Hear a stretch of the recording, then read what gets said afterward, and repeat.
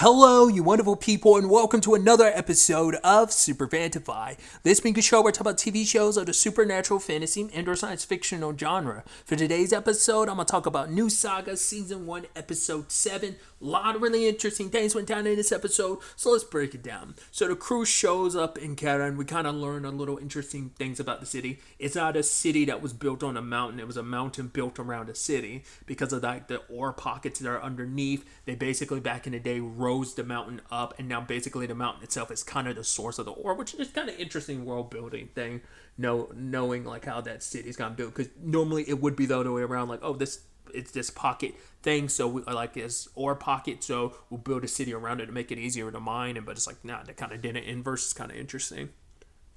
But nevertheless, they ultimately end up meeting with, I forgot what her actual position is. I don't know if I can't remember if she's like a liaison or something like that. But Miranda, which it seemed like Kyle recognized her, but he never really went into it too much about what it was. He just was like, oh, Miranda, and there was something there, and I don't know if he was just captivated. I don't know. It seemed like he knew her, and then Lisa being pissed, like the way he's kind of like, oh, yeah, it's a pleasure to meet you, and she's just kind of like, what? You're getting all doughy-eyed or staring at her, almost baffled by her, and it's like, yeah, Lisa getting a little jealous. Miranda has a connection to Milena. It turns out she used to be one of her tutors 3 years ago, so she's very appreciative of, hey, you're being the emissaries for her, but also I appreciate you guys saving her life. And so let's go meet with the governor, because it's like, that's what you're here for. Along the way, they meet like another official, and then also like, what's his name? Alzar? He's like the second court wizard, who, interestingly enough, he has a connection to Kyle because he knew Kyle's mom, because they like studied together when they were younger. And it's interesting because Kyle doesn't seem like he knows this guy at all, so I'm guessing they never met in the previous timeline. Or doesn't even know anything about him for his story to end up where it is, which we'll get to later on. I think it's interesting too because like Sidonia makes the point that he is a very high level wizard. It's like, oh, he's someone that would be able to like cast, like he could cast powerful spells now, but given enough time, he could grow to like cast even more powerful spells in the future, which obviously I'm sure Kyle's running through the Rolodex of like, okay, that's something to keep in mind. Someone like that would be powerful and useful in a great invasion. But it's like, if that's the case, why didn't Kyle know? Well, I mean, to be fair, we know like in the long run, Zigras ended up falling in the original timeline because like they didn't help out the dwarves when they were supposed to. Kyle suggested it to the king, but the king didn't do it, and because of that, like eventually that domino affected to like Zigras' downfall. So maybe that's also why Kyle, because he never came to Karen, so he probably never knew this guy was here. And when the kingdom fell, like any like connected states like Karen probably fell too, so like the guy was probably dead before Kyle could really know. But also like Kyle doesn't have knowledge of everything that went down in the original timeline. Only information he picked up, like either directly or indirectly, like either he was involved with something, or because once again he didn't even know about Zintos' situation, because like he met Zintos well after the fact, and the guy trained him. So once again his knowledge has its blind spots. So, but I think it's interesting too that they're trying to see the governor, but they still can't, because he's like, oh, he's sick and not seeing anyone, even though by right Kyle and them should be able to see him because they're sent by Milena. I don't know who it was. Someone made a comment to Kyle. I don't know if it was Miranda or one of the girls from the party, but one of them made a point, and because it could have been Urza, but like I said, it could have been Miranda too. One of them making a point like, oh, he knows about the engagement being called off. I guess that's why he kind of was like, oh, like, yeah, I'd love to go with you guys to go see the governor, because obviously him and Miranda butt heads, because it's almost like we both kind of want two different things and we don't get along, because he's all about Karen being the self-sustaining state that it is, but she's there as kind of this representative of Zigras, of like, Zigras kind of oversees everything, and so I kind of have right, but as is she commissioner? Is that her job position? Once again, it's my fault for not remembering, but she's like, because I have this position, I kind of get to meet with the governor first, so they went at the same time. But I guess he was also trying to get a lay of the land of like what they were going to talk about. So it sounds like, I don't know whether they were referencing like the governor knows that the engagement's off, that's why he's avoiding meeting them, or it's just about was Alzer being like, oh, he's like he kind of got a feel of like why we're here. It's most likely because the engagement is called on. I think they were kind of implying in that regard because Miranda was saying like because of their position and connection to Melina, that Alzer, you need to be careful because he'll try to like use you and get close to you to benefit himself in the long run. So, but Miranda has another candidate for governor. It's like if the governor's not going to step up and do his duties, he's going to get replaced. So she wants, was it Garzas? I believe is his name, the blacksmith.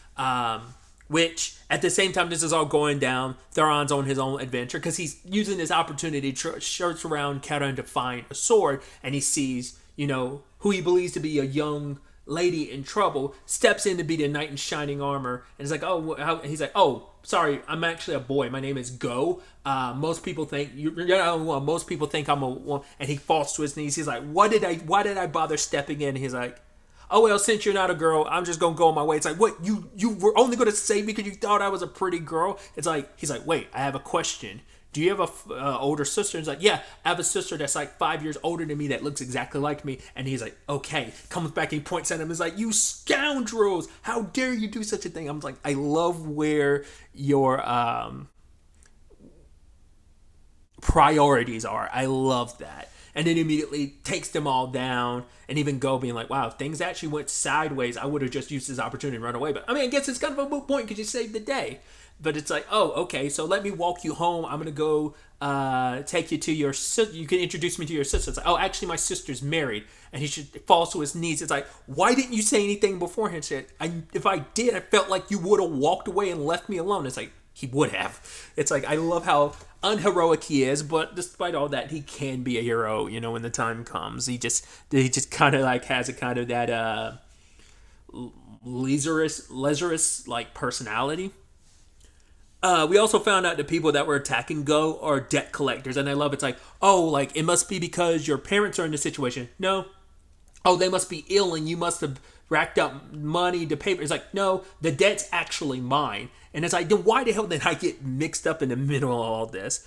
Can we find out that Go is an inventor and he promised some investor that he would make something, but it was going to take 10 years and the investor didn't like that. So that's where this all came into fray. So obviously, while Miranda eventually goes to Gazas to like convince him to be governor, he has no interest in that. He just wants to be a blacksmith. But like obviously he has the people's love and belief. So it's like, right, he could easily win, but he has no interest, I guess, in leading. And I guess maybe there's something that runs deeper of like, I don't want to be responsible for so many people because that is a lot of pressure of like, I just want to make my weapons. This is what I'm good at. I don't want to step outside of that just because I don't like maybe something from the past put him on the path that he is, where it's like, I mean, it might also be like, he's looking after his son because his daughter is married and left, and so the house has pretty much been very just them for the past year or so because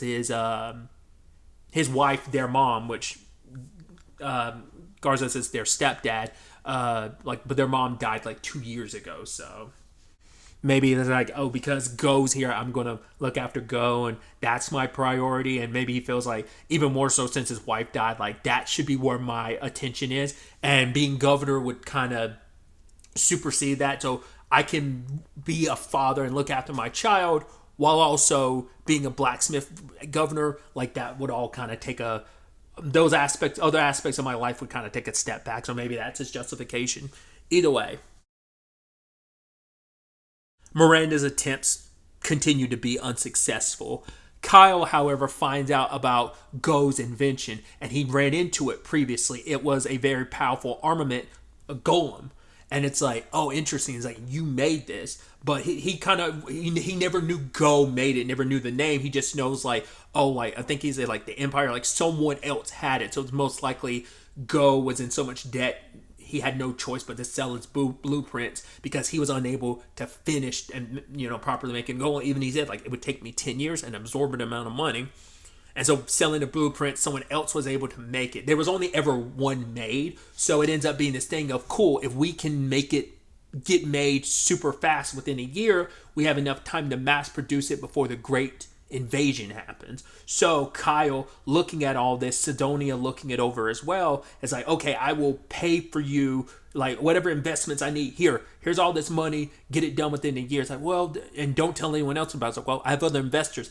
I will pay off, say like you failed, and basically I will pay for whatever reimbursement you have to give those investors, which goes like, oh my God, I have like this godly investor now. Like, this is sweet. Helps out in the long run because getting Go on your side. I mean, to be fair, Theron did save him, so that helped as well. But he's the one that convinced his dad, like, yo, like, helped him out, because Theron's looking for a sword. Because that's another reason Kyle was like, oh, let's go meet the blacksmith. And Theron's like, oh my God, you were thinking about it? He's like, of course, I plan on working you to the bone, so I need you to have a really good sword so you can come through. He's like, well, glad to see you're still the same old Kyle that we love and know.